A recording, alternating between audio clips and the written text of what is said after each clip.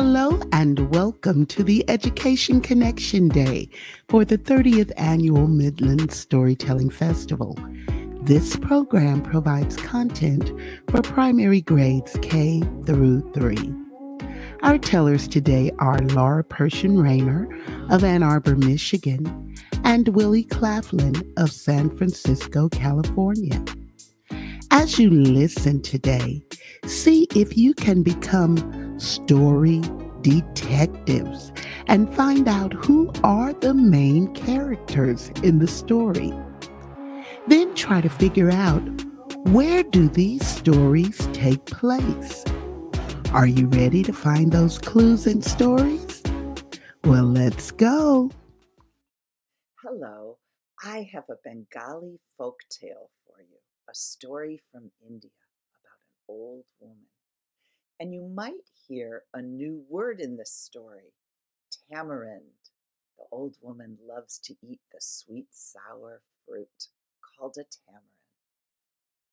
Once, a long, long time ago, there was a very old woman who lived right at the edge of the village. Now, she was so old, she was a bit stooped over, but because she Please walked join us for every the single remainder of the day, Midland she had Storytelling two Festival for strong legs 2021. for walking. You can go to our One Facebook morning, the page old woman or woke our up website at and she thought, it's tamarind. www.midlandstorytellingfestival.org to see the full I've festival missed her. I schedule. haven't seen her Then in keep so it long. locked right So here she picked on up our her walking YouTube stick channel. and she walked Like, comment, share, tita, and through the subscribe. village, tita, Tell tita, everybody. tita, And thank you for over watching. the bridge, tita, tita, tita, and into the deep, dark forest. Well, she hadn't been walking through the woods for very long when suddenly, out from behind a tree, jumped a jackal. And the jackal looked at the old woman and said, "Uriba, it's an old woman.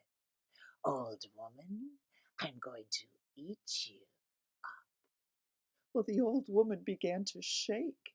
She was so scared, but she was smart, and she thought quickly, and she said, you don't want to eat me now. I mean, look at me. I'm so skinny. I couldn't possibly taste good. But I'm on my way to my granddaughter's house, and whenever I go there, she feeds me and feeds me. I'll get big and round, and then you can eat me on my way home this evening. Well, the jackal said, "Acha, acha, acha, you get big. You come back here. I'll be waiting for you." She was so happy to get away from that jackal that she walked a little bit faster, ta-ta, ta-ta, ta-ta, and she was halfway through the forest when all of a sudden, out from behind a tree jumped a tiger. "Hurry, Bob! It's an old woman. Old woman, I'm going to eat you for my dinner." And she said, "No, no, no, no, no, no. Please don't eat me now. I don't think you'd want to. I mean, I'm all bones. I'd probably taste like a bowl of toothpicks." And the tiger said, "Ugh, but I'm on my way to my granddaughter's house. And whenever I get there, she feeds me my favorite foods. Why, I get nice and juicy. And then I'll come back here and you can eat me up." "Acha, acha, acha. That sounds good. You go get juicy. You come right back here tonight." Oh, she was so happy to get away from that tiger that she practically ran, tita, tita, tita, and she was almost to her granddaughter's house when suddenly, out from behind a tree, jumped a big brown bear. "Uribob, huh, it's an old woman, kind of skinny, but I want to eat you up." And the old woman said, "No, no, no, no, no, please, please don't eat me. I'm on my way to my granddaughter's house, and she's going to feed me all day. And I might get nice and big. Right now, if you were to eat me, it would probably be like eating dried twigs." And the bear said, "Yuck." But she is going to feed me and I'll get round. I might get as big as a cow. Yum! And then you can eat me on my way home. Acha, acha, acha. You go get big. You come right back here and I'll eat you up. Oh, she was so happy to get away from that bear. This time she ran fast. Tita, tita, tita. She was all out of breath, but finally she came to her granddaughter's house. And her granddaughter said, "Oh, grandmother, I've missed you. I've been cooking for you. I've made your favorite foods. Come in, come in." And the old woman sat down, and her granddaughter fed her curds and curry and curry and curds and curds and curry and more. That old woman ate for an hour, and she said, "Oh, if I have another bite, I'm just going to burst." Granddaughter, this was delicious. I thank you so much, but I have to tell you something. I have a big problem. There's a jackal and a tiger and a bear, and they're all waiting to eat me on my way home tonight. What am I going to do? Now, her granddaughter had learned a lot from her. She was smart, too. She said, "I know. Come with me." And she led her grandmother through the house out to the vegetable garden and back. And there in the middle of the garden was an enormous pumpkin. She said, "What if we scoop out all the seeds and you climb in and I'll give you a push and you can roll past the animals in the forest and get home safely?" "Good idea," said her grandmother. So the old woman and the granddaughter scooped out all the seeds. The old woman climbed inside that pumpkin. And her granddaughter, just to make sure she didn't get hungry along the way, gave the old woman some rice, some plums, and some tamarinds. And then she said, "Good luck, grandmother, love you." And she gave that pumpkin a push. And the pumpkin began to roll. And as the pumpkin rolled, the old woman, who was inside having a good old time, made up a little song. "Pumpkin, pumpkin, roll along. I eat tamarinds, I do. I eat rice and plums, I do, as I sing my song." Well, pretty soon, that old woman rolled by the bear. Now, the bear had been walking up and down the path, just waiting to eat that old woman. And when he saw that pumpkin roll by, he said, "What a funny singing pumpkin. I'm going to follow it." And so that big bear ran behind the pumpkin, and the pumpkin started to roll downhill. And it picked up some speed, and the old woman sang a little bit faster. "Pumpkin, pumpkin, roll along. I eat tamarinds, I do. I eat rice and plums, I do, as I sing my song." Pretty soon, the pumpkin rolled by the tiger. Now the tiger had been waiting, thinking about how big and round and juicy that old woman had become. She was ready for her dinner. When the tiger saw the pumpkin roll by, followed by that bear, she said, "What a strange singing pumpkin with a bear following it." And she took her big paw and thwop, she hit that pumpkin, and the pumpkin started to roll even faster with the bear and the tiger running behind it. And the old woman sang one more time. Pumpkin, pumpkin, roll along. I eat tamarinds, I do. I eat rice and plums, I do. As I sing my song, she was rolling really fast. She was cruising when she rolled by the jackal. Now the jackal had been drooling, thinking about eating that delectable old woman. And when the jackal saw the pumpkin rolling by with the bear and the tiger chasing it, the jackal thought, wait a minute, I'm no fool. I know pumpkins don't sing. I'm going to take this stick and I'm going to break that pumpkin open. And thwop! The jackal hit the pumpkin, and the pumpkin split open, and out popped the old woman. She looked at the jackal, the tiger, the bear, and they all looked at her with great big scary eyes and long sharp teeth and drool.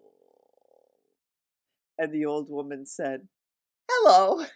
And the jackal said, old woman, now's the time. I'm going to eat you up. Oh no, old woman, you are my dinner. Hey, what about me? I'm going to eat you up. And she had to think very quickly. She said, oh sure, you'll all get a chance to eat me. But who's ever the strongest can have my head. It's the most delicious part of me. The jackal said, well, that's easy. I'm the strongest. No, you're not. I'm twice your size, and I'm twice as strong, said the tiger, and grabbed on to the jackal's tail. The bear said, what about me? I'm big, I'm strong, and I'm going to eat you up, and grabbed onto the tiger's tail. Well, those animals started to roll and fight and growl and bite. They were so busy fighting each other, they didn't see what the old woman did. You would probably do what the old woman did. She took off running as fast as she could. Tita, tita, tita. She ran through the trees of the forest. Tita, tita, tita. She ran through the village. Tita, tita, tita. She ran all the way home, where she slammed her door. Kabam! And you know, she never saw those animals again. The end. Hello, boys and girls. My name's Willy Claflin. I'm in San Francisco right now with my moose, Maynard Moose. But we're coming to Midland, Texas soon for the Midland Storytelling Festival, and we hope to see you all in person. But it's great to be able to visit with you like this too. We're both storytellers, me and the moose. Maynard Moose was given to me as a present a long time ago, and I didn't know when he was given to me that he was a storyteller. You never know with a puppet. You might want to grab a puppet, a giraffe or a gerbil or a bear or a pig or whatever it is, and see if it knows any stories. Turned out Maynard did. But the first story he told us, way back a long time ago, was the story of where he goes to school. Maynard? My name is Maynard Moose, and I go to the Mother Moose preschool. Every morning, little mooses come to preschool. And we sit down and have circle time and calamber. And we share, and then we have recess, where you go, and then snack time, where you get a little cup of juice and you knock it over on the floor, boom. And you say, teacher, I spilled my juice. And then nap time. Nap time is good because you get to rest, except there is one little moose. She will not take a nap. She say, I ain't taking no nap. But worther than that, she start to bite and kick. So our teacher, Mother Moose, she said, no, no, no. Now, you children listen to me. And she teached us a little rhyme that I would like to teach to you, okay? So, whatever I say, you be my echo. You say it right back. So I go, hush, little Moosey, don't bite and kick. You go, hush, little Moosey, don't bite and kick. Okay, you got that? You be my echo. Me first. Here we go. Hush, little Moosey, don't bite and kick. Papa gonna get you a pogo stick. If that stick don't hippity hop, Papa gonna get you a bucket of glop. If that glop falls on the floor, Papa get up and slam that door. If them doorknobs all fall off, Papa gonna sneeze and laugh and cough. When Papa go at you, Mama gonna get you a red kazoo. When that kazoo goes zappity zap, Papa say, time to take your nap. If you dream about a slippery snake, Papa gonna buy you a birthday cake. If that cake falls on the rug, Papa gonna get you a lightning bug. If that lightning bug don't light, Papa gonna get you some dynamite. When the dynamite go blamity bloom, Papa say, time to clean your room. When your room is nice and clean,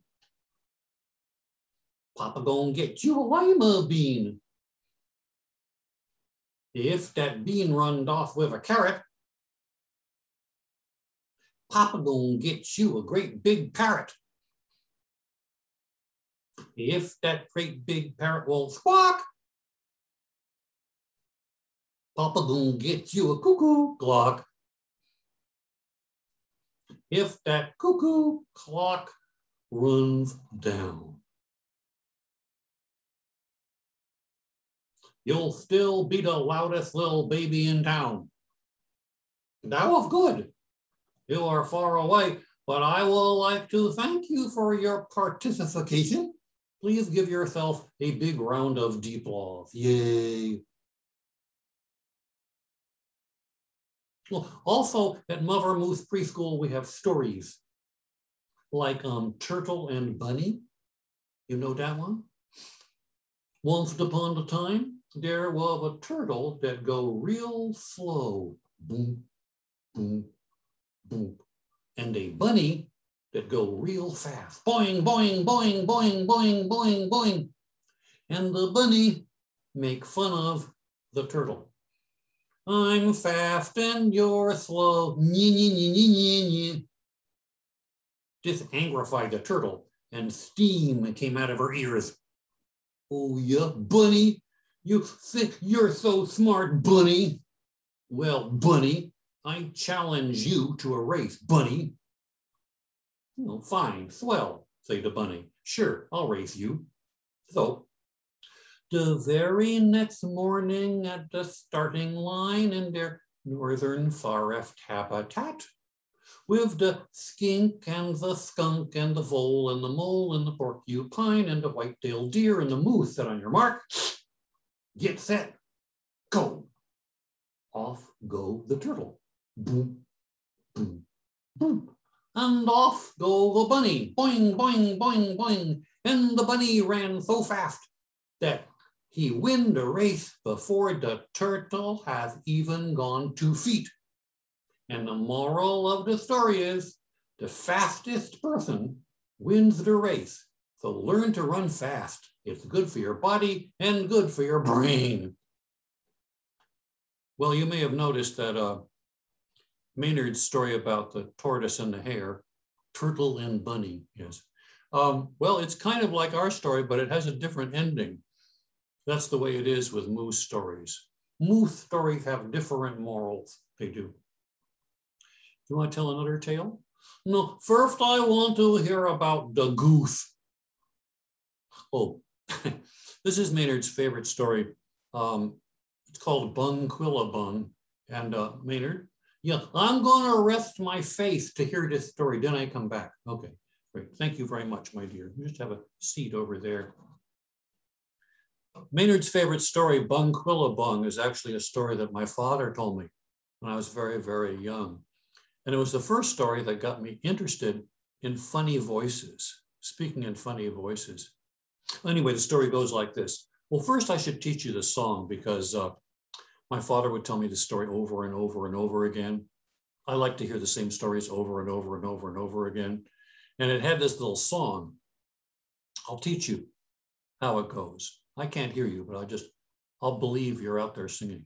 You sing anyway. You make believe I can hear you.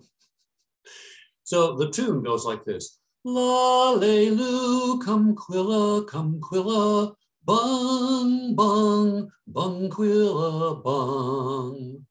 La-lay-loo, come quilla, bung, bung, bunquilla, bung. So let me show you how that goes. You just be my echo. La-lay-loo, come quilla, bung, bung, bunquilla, bung. Good. Now let's try the whole first half. Me first. La-lay-loo, come quilla,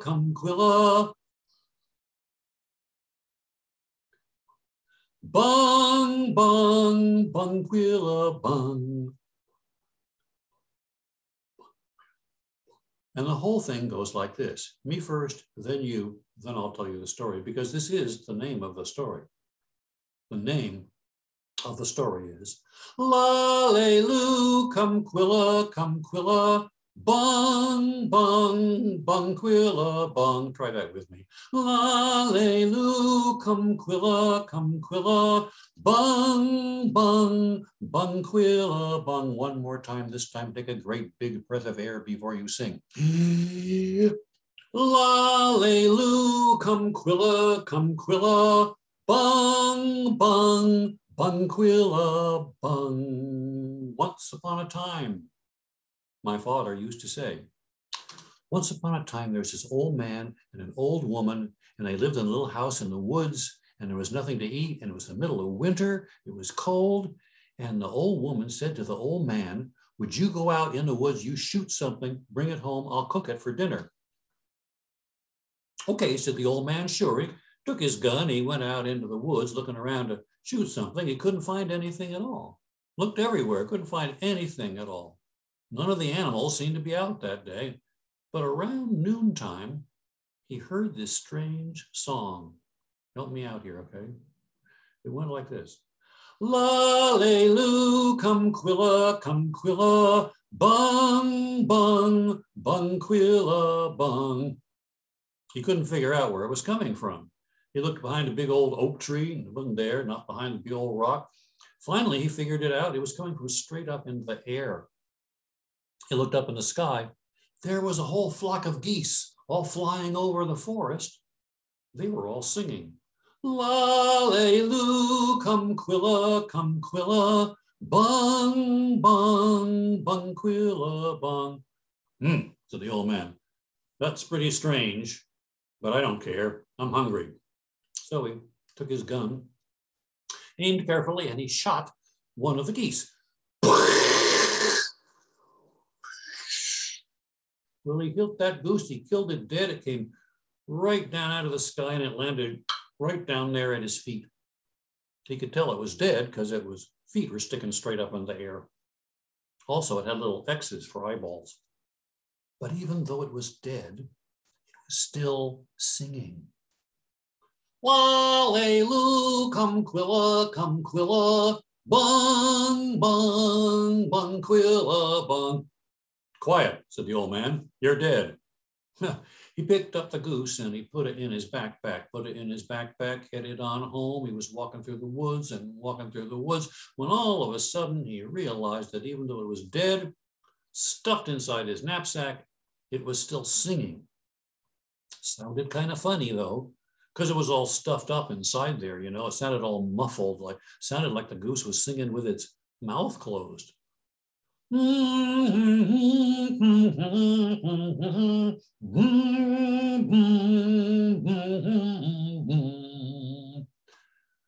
he got home and he handed the goose to his wife. She said, oh boy, I'm going to cook this right up. This is going to be so good. Before I cook it up, the old man, you know what I'm going to do? I'm going to pull these feathers out. Because if we get a whole bunch of these feathers, stick them in a sack, it'll make a nice feather pillow. So she's sitting there at the table and she's pulling the feathers out of the goose. Two strange things happened. The first strange thing was that every time she pulled a feather out, it flew by itself right out the window. Shoo! I mean, she'd pull a feather out, try to stick it in the sack, it would pull itself right out of her hand and shoo, right out the window. Broop. Other weird thing, even though it was dead, having all of its feathers pulled out, it was still singing. Lallelu, come Quilla, bung, bung, bung, Quilla, bung. Well, she stuck it in the oven and she began to cook it. Now, she was a really good cook, and she could tell by the way something smelled when it was done just right. Well, after a little while, she got a smell that told her it was almost done, and she got down next to the oven door to get a good sniff. And when she got down next to the oven door, she could hear that the goose, even though it was dead, with all of its feathers pulled out and being cooked, it was still singing. Lallelu, come Quilla, bung, bung, bung, Quilla, bung. Well, finally she knew by the smell it was done. She said, hey, old man, it's time to eat. Well, he came in, she put the goose on the table. He picked up the carving fork, he picked up the carving knife. He said, this is gonna be good. I am hungry, I haven't eaten all day long. But just as he was about to carve the goose, all of a sudden, the goose went, Lallelu, come Quilla, bung, bung, bung, Quilla, bung. He dropped the knife and fork on the table. He was so startled. But now he was in a bad mood. He hadn't eaten all day long. He was really grumpy. He said, this is not funny. I'm going to carve this goose. So he picked up the carving knife, picked up the carving fork, and he was just about to carve the goose when suddenly, in the open window, the same open window that all the feathers had flown out, all the other geese came flying back into the room. All the other geese who had been flying over the forest that morning, they came flying in the open window. And they flew around and around the dining room. And each goose had 5 or 6 feathers stuck in the side of their beak. They were the same feathers that had come out of that goose on the table. And all the geese were singing. They were being very careful not to drop the feathers, so they had to sing out of one side of their mouth. And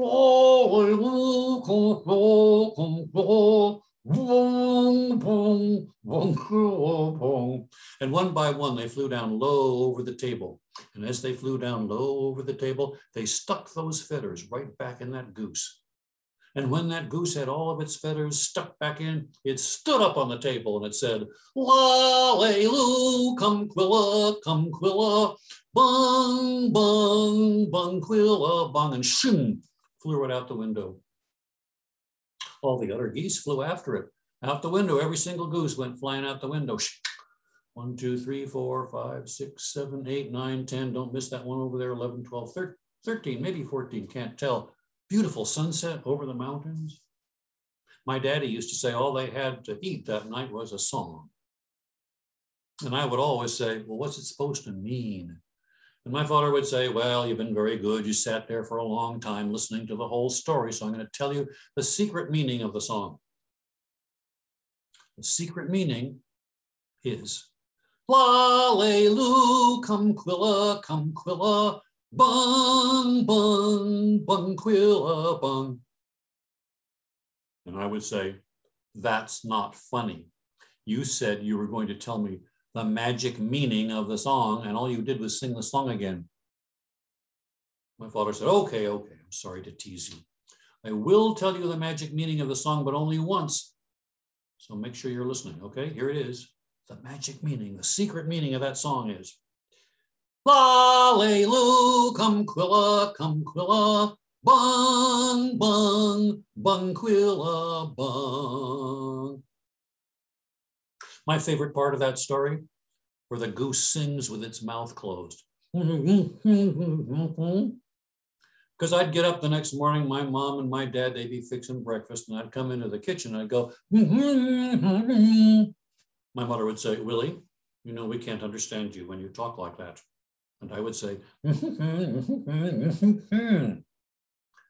So, boys and girls, today when you go home and your folks want to know what you learned, you can say, I learned to speak with my mouth closed. Try that. They'll say, we can't understand you. And you can say, Please join us for the remainder of the Midland Storytelling Festival for 2021. You can go to our Facebook page or our website at www.midlandstorytellingfestival.org to see the full festival schedule. Then keep it locked right here on our YouTube channel. Like, comment, share, and subscribe. Tell everybody. And thank you for watching.